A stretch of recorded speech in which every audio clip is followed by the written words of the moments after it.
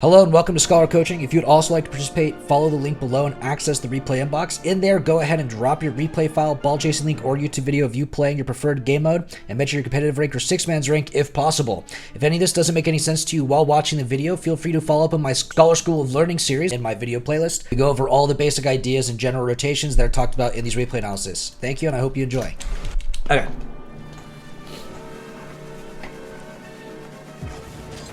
Take the immediate cheat. All right. When you're taking immediate cheat on the kickoff, that's equal like that. You don't need to score any boost or really go too aggressive in general because you're starting same pace than your teammates. So just a simple flip forward or like a driving forward and a scored boost is all you need. You don't need to do both because you're already starting at pace with them. So you're just naturally be the spot you want to be a lot easier. Your teammate just made a crack shot like that. Holy shit. Good start so far. I think you're pretty aware of your teammates so far. I think you noticed him on the far side, made a force, got to the far side for him, so on and so forth. You trusted him. Back around, bounce to corner, mid, nice. Good job giving yourself space. You can get more control of this, right? Identify how much space you have here and make a play either behind rule enemies or catch it so you can 50 rule enemies, right? Get something here or flick over him or get possession up the wall, right? You end up banging at corners so you can get a free touch back into you and it makes it really awkward. Good job not overcommitting, but here you should have had ball came off to identify your second man and where he is. So right here, boom. Oh, I'm already fucked. Ball came off right here. Look at that, my teammate's backboard and awkward. All right, well, I guess I can get the near side. Bounces off far. Okay, goes far. There he goes. Boom, now you're chasing out. You can take your possession. Free dribble, go up, bang it, whatever you want to do, right? The little bit of awareness would have came a long way for you right there. And then on the other side of it, you need to make sure that you're getting control in that corner. You got a great job reading them and getting yourself space to get the possession, and you played around them and ahead of them, and that was beautiful in the corner, but you just banged the ball away and just gave the guy another shot attempt. We can't be doing that. Bang around, you go speed, try to shoot. All right. The speed play there, the confidence and line overall is pretty good. The big thing when you're coming in is a late second for a free shot like that is that it closes the gap really, really quickly and allows them to basically read your shot and block it more effectively like they did. And because you're coming in so hot, you have no way to recover for a double tap or really get good possession in that same idea. And so it kind of threw you off a little bit and gave away and like got the enemy their free counterattack, which sucks. And then your teammate gets demoed, which also sucks. And that leads into it's kind of a domino effect. To be real here, this shot sometimes is just not worth going for. If you committed a little bit earlier maybe, but ideally I'd say you come in hot, you fake for a low 50, and then play this low 50 through him into this left corner or back to the backboard so you can send it for your teammate or double tap in a slower fashion instead. When you're playing for that speed 50 like that, like I was just saying, you know, it commits you to where you can't double tap it, you have to shoot. Because you're closing in gap from so far away, they know what you're aiming for. It's a lot easier for them to block, they have a lot of time to prep up for it. It's a little tough. If you wanted to be there earlier for the shot in a more aggressive second, you could have tried that. Your teammate had a decent possession left side, would have been fine, but overall, your play style there was to play slow, and I'm okay with that. Just make sure you commit to a slower ideal, right? Low 50, let him get the first touch, then dunk him kind of thing. Don't try to race him to a ball that he has advantage on. Catch here, good possession, good flick, nice. Go awkward catch, teammate takes over. Teammate was a little antsy. Is what it is. A little bit better on the possession after your flick there would have been really strong. At the same time, once you get over one, sometimes you can, if it's a flick like that, you can just use your momentum to go and demo the second guy while your teammate takes the free goal. It can be a little risky because if your teammate's a little slow or the opponents are paying attention, they could probably take their extension, cut back in, and demo your teammate, leaving it open net for you. But at the same time, it is an option. At the other side of it, you need to work on that possession after the flick, and the same idea with like that corner bounce that we saw earlier.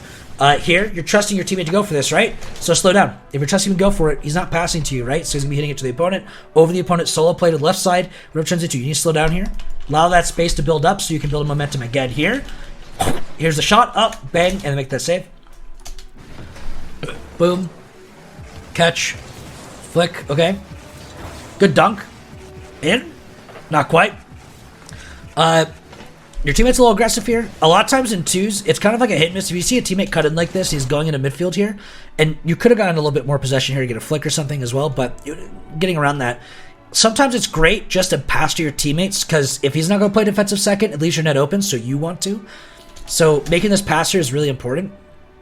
At the same time, if you keep great possession, you can flick over the opponent anyway and have a better solo play, creating that confidence, then that also is a great play opportunity as well. You ended up executing really well here, even though you gave them an immediate flick that they could have hit around you, or they could have just not let you dunk them for. So like it's a little like MMR based that play success. But overall, like, not too bad. The idea really wasn't bad. The execution's just not quite there yet where I can say it works in the next echelon of ranks up. Amzi comes around. Wait for chip. Boom. 50 through. Okay. Corner boost grab. Bang. You wait. He leaves. Read the opponent. Good speed. Nice. Good job beating him. Demo him.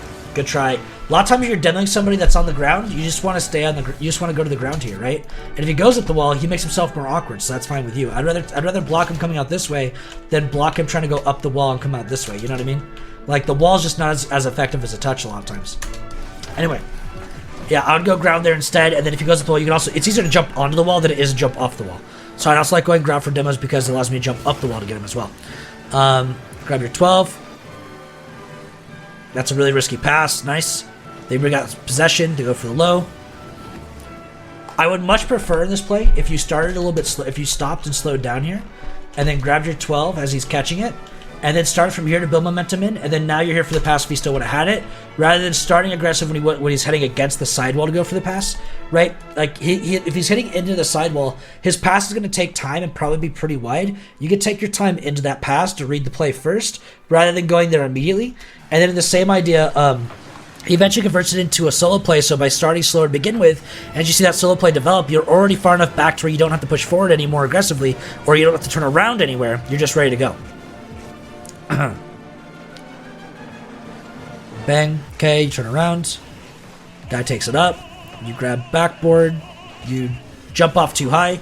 Like usually when taking these backboards, always stay below the play, right? If you're going to wait for his touch, you want to stay around, basically around this height, just slightly coming up. But when you turn up like this, you're a little too high.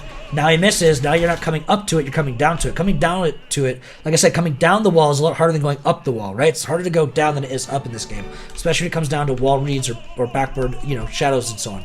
You should stay a little lower, turn up and get it and clear it out. From there, try not to go from above it. If you're going to commit off the ceiling, because you're playing for his touch, coming off the ceiling there might have made it easier. It would have been an option. But you didn't, and also that just takes a little more effort and skill and boost usage than it's really worth sometimes. Cool, good force, good demo.